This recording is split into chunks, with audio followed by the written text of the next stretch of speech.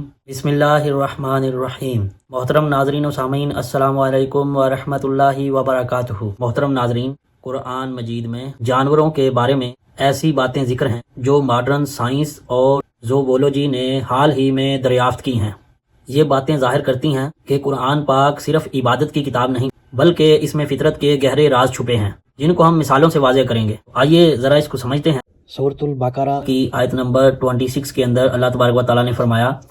ان اللہ لا یستحی ان یضرب مثلا ما بعودۃ فما فوقہا۔ یقیناً اللہ تبارک و تعالیٰ، اس میں ایک غور طلب بات یہ ہے کہ اللہ تبارک و تعالیٰ نے جو عربی میں لفظ استعمال کیا ہے کہ مثلا ما بعودۃ فما فوقہا، کہ اللہ تبارک و تعالیٰ مچھر ہو یا اس کے اوپر ایک چھوٹی سی چیز کی بھی مثال دینے سے عار محسوس نہیں کرتا۔ اب اس بات کو اس طرح سمجھیں، یہ جو لفظ فما فوقہا یعنی کہ مچھر کے اوپر چھوٹی چیز، 1400 سال پہلے کوئی شخص اس کے بارے میں سوچ بھی نہیں سکتا تھا کہ مچھر کے اوپر بھی کوئی ایسے پیراسائٹ ہو سکتے ہیں،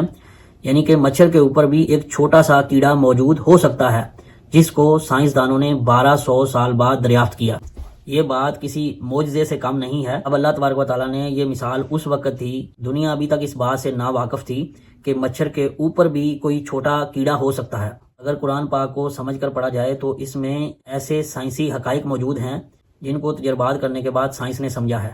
ایک سائنسی تحقیق کے مطابق مچھر کے جسم پر بہت باریک مائٹس، جوئیں جیسے کیڑے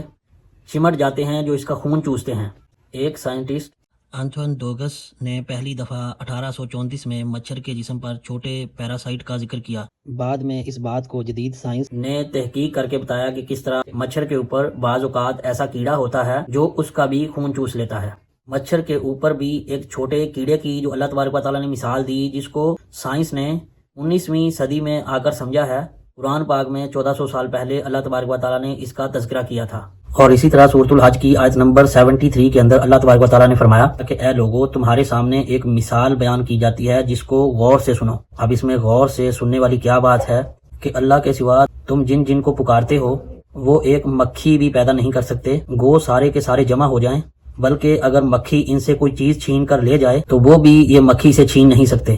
بڑا کمزور ہے طالب اور مطلوب، یعنی کہ مانگنے والا اور دینے والا بہت کمزور ہے، کہ اتنا کمزور ہے کہ اگر مکھی بھی ان سے کوئی چیز چھین کر لے جائے تو وہ بھی اس سے واپس نہیں چھڑوا سکتے۔ تو اس مثال میں جو غور طلب بات ہے کہ مکھی سے وہ کس طرح اپنی چیز جو ہے وہ واپس چھین نہیں سکتے، تو آئیے ہم اس کو سائنس کے ذریعے سمجھتے ہیں۔ RF چیپمین جو کیڑوں کی حیاتیات کے ریسرچر ہیں،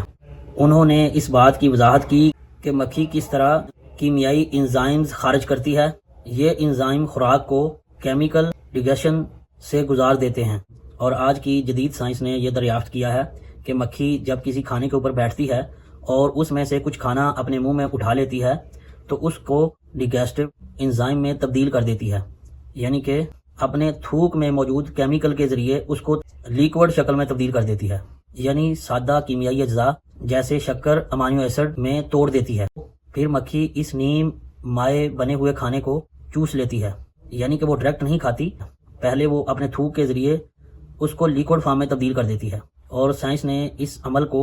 ایکسٹرنل ڈائجسٹو سسٹم کا نام دیا ہے۔ اور اسی طرح اللہ تبارک و تعالیٰ نے سورۃ العنکبوت کی آیت نمبر 41 کے اندر فرمایا کہ جن لوگوں نے اللہ کے علاوہ کار ساز مقرر کر رکھے ہیں، ان کی مثال مکڑی کی سی ہے کہ وہ بھی ایک گھر بنا لیتی ہے، حالانکہ تمام گھروں سے کمزور گھر مکڑی کا ہے، اگر وہ اس بات کو جان لیتے۔ یعنی کہ جو اللہ تبارک و تعالیٰ نے ان لوگوں کی اس میں مثال بیان کی کہ جو اللہ کے علاوہ کسی کو اپنا معبود بناتے ہیں، تو ان کی مثال مکڑی کے گھروں کے ساتھ اللہ نے دی کہ مکڑی کا گھر کس طرح کمزور ہے۔ سائنس نے مکڑی کے اس گھر کو آج جا کر سمجھا ہے کہ مکڑی کا سماجی اور خاندانی نظام کتنا کمزور ہے۔ جب اللہ تبارک و تعالیٰ نے اس گھر کی تشبیہ دی، اس وقت کے لوگ یہ بات نہیں جانتے تھے، تو اللہ نے بھی یہاں پر ذکر فرمایا کہ اگر وہ جان لیتے، یعنی اس وقت لوگ نہیں جانتے تھے کہ مکڑی کا گھر کس معاملے میں کمزور ہے،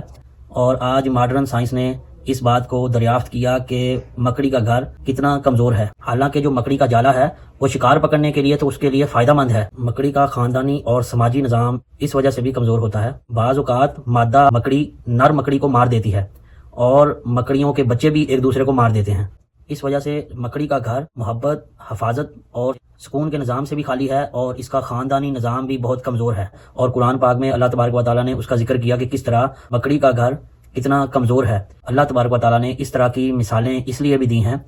کہ یہ محض ایک اتفاق نہیں، بلکہ اس طرح کی جتنی بھی مثالیں اللہ نے دی ہیں اس میں حکمت کے گہرے راز چھپے ہیں جن کو آج سائنس دریافت کر رہی ہے۔ اور یہاں پر اللہ تبارک و تعالیٰ نے ایک ایسی بات فرمائی کہ سورۃ العنکبوت کی آیت نمبر 48 کے اندر اللہ تبارک و تعالیٰ نے فرمایا، اس سے پہلے تو آپ کتاب پڑھتے تھے، نہ کسی کتاب کو اپنے ہاتھ سے لکھتے تھے کہ یہ باطل پرست لوگ شک و شبہ میں پڑھتے۔ قرآن میں اللہ تبارک و تعالیٰ نے مشرکین کو مخاطب کیا۔ مشرکین مکہ کے سامنے اللہ کے رسول صلی اللہ علیہ وسلم کی زندگی ایک کھلی کتاب کی طرح تھی کہ اللہ کے رسول صلی اللہ علیہ وسلم نے کبھی پڑھنا لکھنا نہیں سیکھا تھا اور نہ ہی اللہ کے رسول صلی اللہ علیہ وسلم نے کبھی خط و کتابت کی تھی۔ تو ایسی حکمت کی باتیں اللہ کے رسول صلی اللہ علیہ وسلم خود سے بیان نہیں کر سکتے تھے، تو قرآن میں اللہ تبارک و تعالیٰ نے بھی اس کا تذکرہ کیا کہ پیغمبر اس سے پہلے لکھنا اور پڑھنا نہیں جانتے تھے، تو اللہ کے رسول صلی اللہ علیہ وسلم کو جو تعلیمات قرآن کی شکل میں دی گئیں، اللہ تبارک و تعالیٰ نے وحی کے ذریعے ان کو یہ علم دیا۔